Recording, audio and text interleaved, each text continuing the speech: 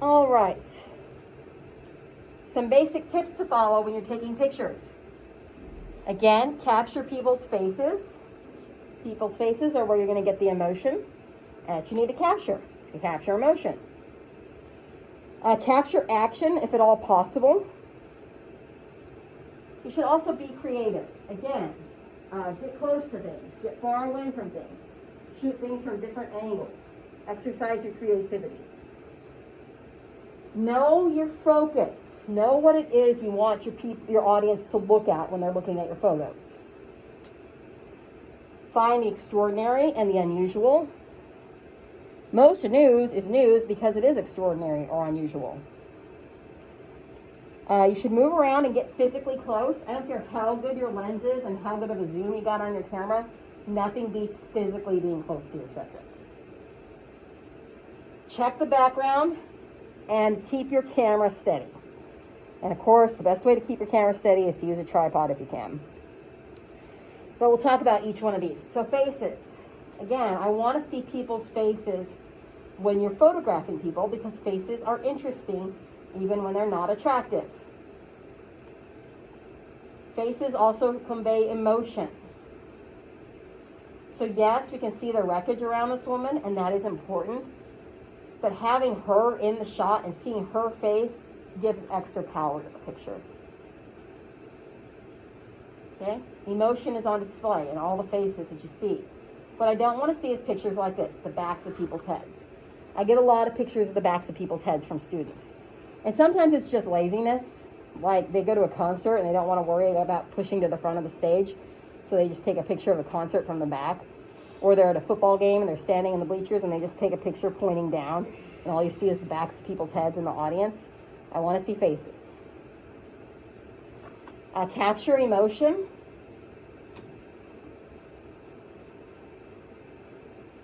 Action. Again, a lot of times we think of sports when we talk about action, but action is any kind of movement. So it can be something dramatic like a rescue operation. It could be something like a protest. Even though there's not a lot of movement in there, you can tell that this is moving. This woman is saying something, and you can tell that from the picture. These people are just carrying a stretcher, which isn't that climatic in and of itself, but you can see that they're involved in some sort of action. Being creative, again here you have a creative way to shoot buildings from the ground up. Or you have this picture where it's just her feet, but you can see her whole body in the reflection. I am all for being creative and being a little artsy, but remember if you're working as a journalist, you might want to limit the creative artsy pictures you take and also make sure you're getting some hard news pictures as well. All right, focus. Know your focus. So what is the object of focus in this picture? The Pope. Right. Your attention is drawn to the Pope. He's at the center of the picture. You can see his face. Now the crowd is important as well because you want to see, the size of crowds that turn out to see the Pope. But your eye is automatically drawn to the center of the picture and you notice that the Pope's there. What's the object of focus here? Bernie Sanders. But what does your eye go to that you can't help? The Batman symbol, right. The guy's got a Batman shirt on in the background, and you can't help but notice that, and then you kind of become obsessed with that, and that's all you see. So when knowing your focus, the background becomes very important, that you don't have distracting elements in the background of your picture. Same thing here. The focus should be the two football players who are hugging, but then you got grandpa and grandma wandering around in the background here and kind of ruining your picture. And sometimes it's accidental like this, and sometimes it's deliberate. And what do we call it when someone deliberately gets in the background of your photo? Photobomb, right. So photobombs can ruin the focus of your picture. The extraordinary and the unusual. So she's not just any surfer. She's a surfer who's had her arm bit off by a shark and isn't afraid to go back in the water. This is when Captain Sully had to land the plane in the river in New York. And it's unusual because you generally see planes on the ground or in the sky and not in the water. Yeah, they had Tom Hanks was in the movie about him. Yeah. Get close. So this is not something you can capture with a zoom lens. You got to physically get close to this woman to take this picture. Too far away, the picture's going to suck. Even here, it's kind of cool because he's like, you know, in action. But there's all this wasted space here. If you could get closer to him and see his face and see some detail, it would be a much better picture. Check your background. So poor office manager Linda here has flowers growing out of the back of her head. And John Ashcroft is talking about pornography, and he's got boobs behind him. And this is not his fault. The photographers like to kind of punk John Ashcroft a lot. He was very religious and often talked about pornography and obscenity and the need to fight those things. And so they love to take pictures of him talking about pornography with a picture of Lady Justice nude in the background. And he eventually knitted drapes to put over the naked statues. And then keep the camera steady, because if you don't keep the camera steady, you're going to have a blurry picture.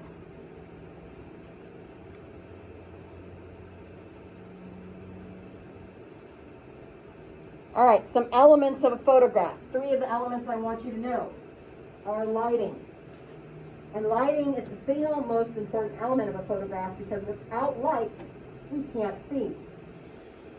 Now, it's not to say you can't take pictures at night or in low light conditions, but there needs to be some light coming from somewhere. If you're going to be in total blackness, you're not going to be able to see anything at all in your photographs. So even if you have just a flash on your camera, that's a source of light. So you need that source of light. Composition, what's in the picture? So think of composition as putting a frame around the picture. And you want to make sure that everything that's in that picture is in the picture when you take it. So a lot of people think that when it comes to editing, that there's magic you can do. But if you have a crappy picture, all the editing in the world isn't going to make a great picture. And for instance, like you can crop a picture. If I take a picture of Chris and Jordan, and they're both in the picture, I can cut one of them out pretty easily. But if I'm taking a picture of just Jordan, and I want Chris in that picture, and Chris isn't in the picture, I can't magically expand it after the fact. So you have to make sure that everything you want in that photograph is in that photograph, and that it's in the correct position within the photograph. So is the object of focus in the center of the photograph? Or is it lined up following the rule of thirds? Okay? And then there's moment. Moment is just knowing when to take the photo. And moment is just something you feel in your gut. It's just your gut instinct telling you, I need to hit the shutter button right now. And it's just something you gotta feel. You gotta be there. So talking about composition, we're gonna talk about a few rules of composition. Some of these we've already talked about with video, but there's the rule of thirds. And then we're gonna talk about leading lines, repetition of pattern, and depth of field. So the rule of thirds. The rule of thirds says that we should think of an image as being divided into a tic-tac-toe grid. So 9 equal boxes. You have lines intersecting each other, and wherever those lines intersect, that's where your focus should be. So it's right here. We have 9 boxes. We have lines that are intersecting. And the rule of thirds says that you should put your focus on these dots. So example, if you're taking a picture of someone's face, their face should be here, or here, or here, not here in the center. If you're taking a picture of a plant, maybe the plant is over here, okay? So for example, in these 2 photos, which one follows the rule of thirds? The one on the left or one on the right?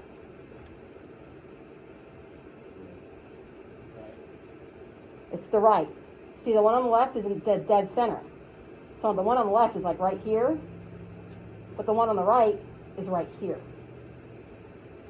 And some people just think that aesthetically, this is more pleasing to the eye. Now, there are a lot of people who say the rule of thirds is being totally overused in photography today. And they're not wrong. People tend to use this rule a lot. And sometimes when something is used a lot, it becomes overplayed and people don't like it anymore.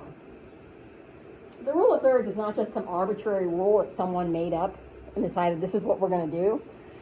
The rule of thirds is based on the science of the human eye and where the human eye is naturally drawn to. So there's research that shows that this is more aesthetically pleasing to the human eye than this. Another reason you should use rule of thirds is look at this. So in this picture, we do not use the rule of thirds. We put her dead center. But then look at all this. Look at all this wasted headroom. This is just wasted space. So if you move in closer and put her face more where the lines intersect, you have a lot less wasted space. So rule of thirds, her face, your focus is right where the lines intersect. Okay. Leading lines. This is when you have lines within an image that lead to the eye to another point in the image, or occasionally out of the image altogether. So leading lines. You can find leading lines naturally in a lot of places. So here, the leading line is the road. And your eye naturally follows the road all the way to the back of the picture where you see the mountains. Here, the leading line is the bridge. And your eye naturally follows the bridge to the end of the bridge where you start to see the sunset. Okay, so there are natural lines that people follow, and there's man-made lines that people follow. A natural line that someone may follow may be a tree or a path of trees. Fences can make leading lines. Railroad tracks. Anytime you have a straight line in a picture, that's an example of leading lines.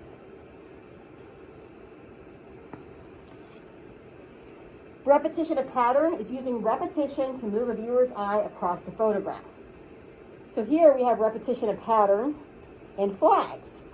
We have the pattern of the flag over and over and over again, all the way to the end of the photograph. No matter where you look in the photograph, you're seeing flags.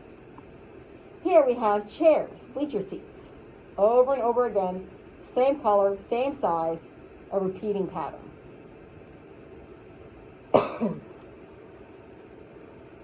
And then we have depth of field. We're going to spend a lot of time on depth of field in future lectures, but we're going to just cover it real briefly here. So depth of field is the area of space that is in sharp focus in a picture. So a picture can have either a shallow depth of field or a deep depth of field. If a picture has a shallow depth of field, it means your subject, your object of focus, is in sharp focus. It's clear, but either the foreground or background of the picture is out of focus. It's blurry and fuzzy. You can't really make out detail. But deep depth of field means the entire photograph is in sharp focus. One of these is not better than the other. They're just used in different ways. Sometimes people use shallow depth of field to emphasize something. Shallow depth of field might be more artsy, and then a deep depth of field is when everything's clear.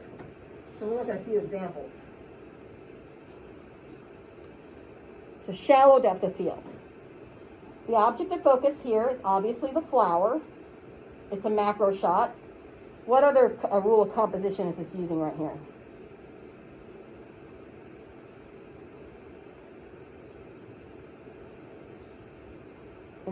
In addition to shallow depth of field, it's using the rule of thirds.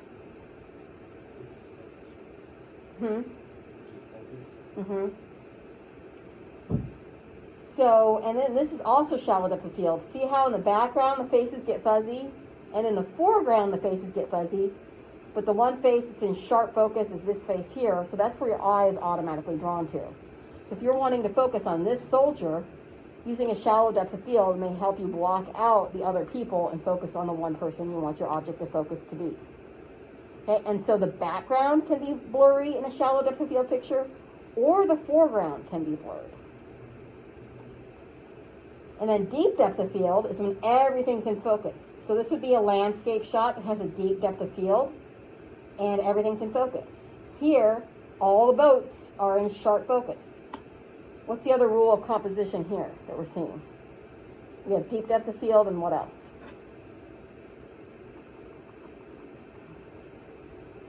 Okay, we have repetition of pattern. So quick quiz for you guys. Is this deep depth of field or shallow depth of field? Is this deep depth of field or shallow depth of field?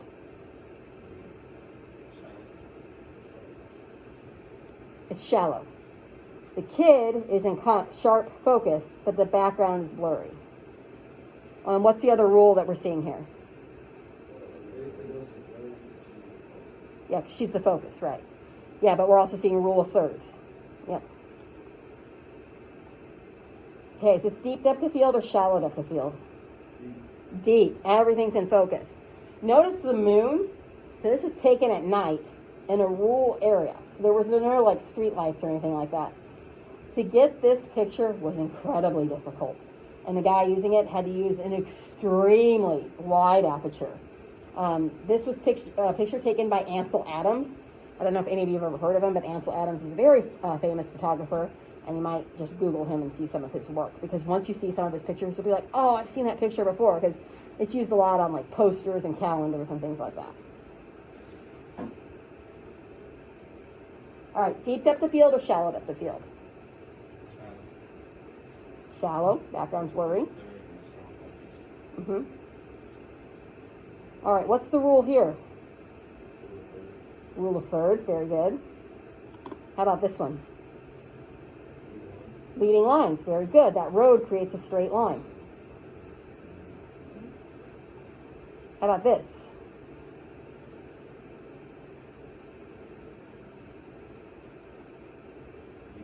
That's leading lines as well. Yep, straight line made by the fence. How about this one?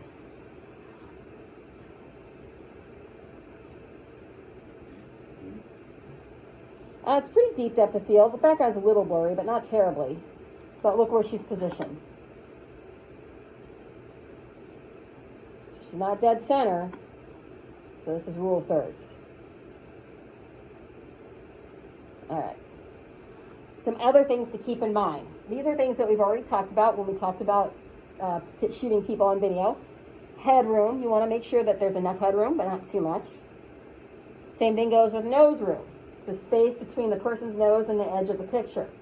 So if I'm standing in profile and you're taking a picture of me, you don't want my picture to be right here at the edge of the picture. You want to give me some room, some nose room in which I have to look. Backlighting. We're going to talk about backlighting because backlighting can be good or bad. I urge you to avoid backlighting if you're just using like an iPhone camera, because an iPhone camera is not sophisticated enough to really adjust your aperture and shutter speed. A lot of times what happens with backlighting is if people are backlit too much, it blocks out their faces.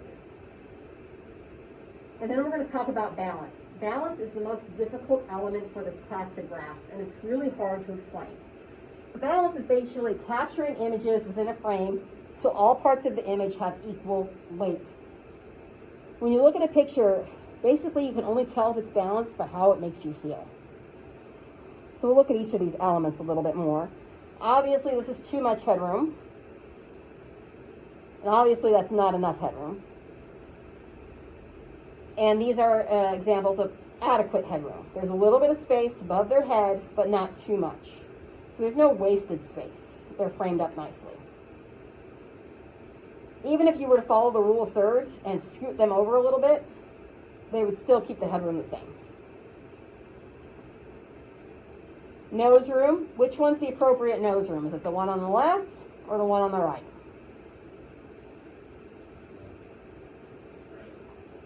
Okay.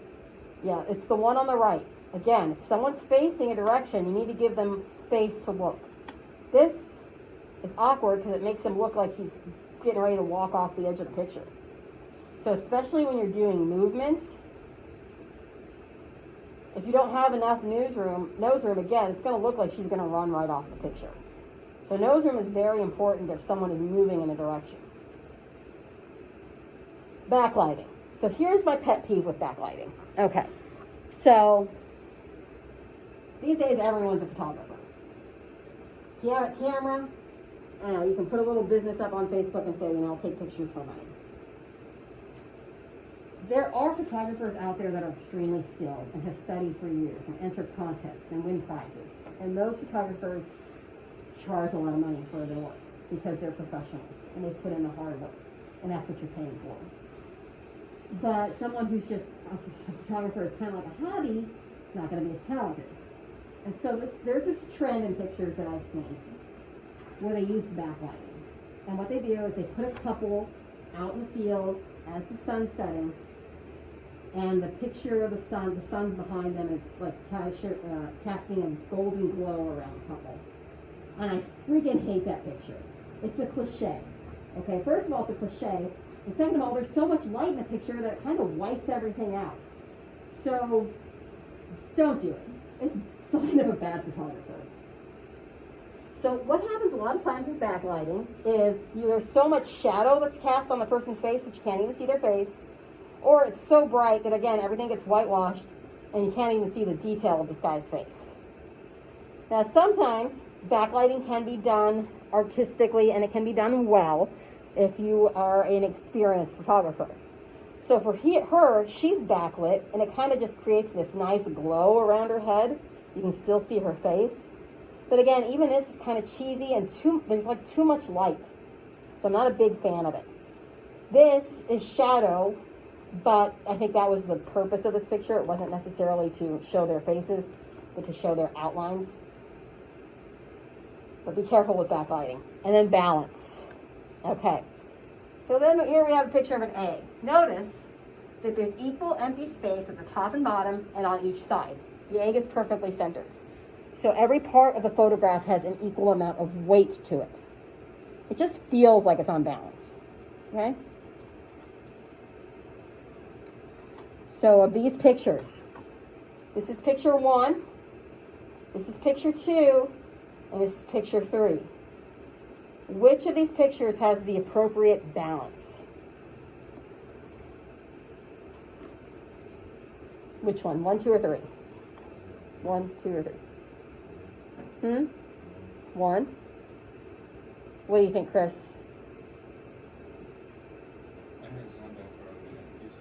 Which picture do you think is balanced? 1, 2, or 3?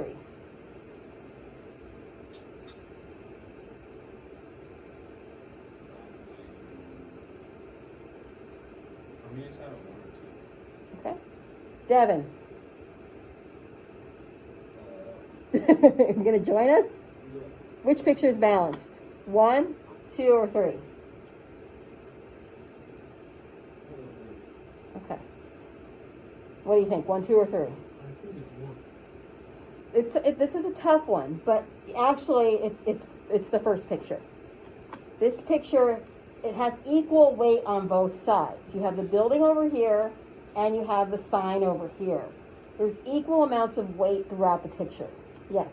Yeah, see, that's why I said it was 1 and 2, because I was looking at the sign. Yeah.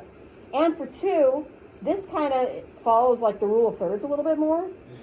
But what happens is you kind of get this empty-ish space over here that kind of throws off the balance of the picture. And a lot of times you can tell a picture is not balanced because there is a lot of empty space. Yeah. Talking about balance here. So this is rule of thirds, obviously. You have the hay bale that's in the foreground, that's your focus. But you also have elements back here that you can see. So it's balanced. The focus is here, but there's other elements throughout the picture, and the whole picture feels balanced. What happens when it's not balanced is you end up with a lot of negative space. Negative space is the empty space around images in a photograph. I'm not a fan of negative space. It's wasted space, in my opinion. Now, someone thought this was a really cool artistic shot because they show the bride and there's white all around her and it's clean, white, pristine image. But you can't even really see her or see the details of her dress. So there's a way to surround someone in white but still get close up to them and not have all this wasted empty space around them. Okay, so balance is something that's sometimes hard to identify, and you just got to go with your gut. What makes you feel most at ease? All right, so what we're going to do on Thursday is you're going to take some pictures. And you can just use your cell phone camera. If you don't have a cell phone camera, get with me and we'll see what we can do about getting you something you can take pictures with. But a cell phone camera will work fine. I'm going to give you a list of pictures to take, and then you can work on taking pictures in class. If there is still a video assignment that you have not completed yet, you can use that time in class to edit as well. Or if you want to work on the extra credit assignment, you can use the class period Thursday to do that. Yes, Chris? Are you staying after class? For a few minutes. I still need that turn Okay. But yeah, so Thursday is going to be a work day for you to take your pictures. I'll hand out the list of pictures that you need to take, and then those will be due next week sometime. And that'll be all we do Thursday, and then when we come back next week, we'll start a new unit of study on photography. All right.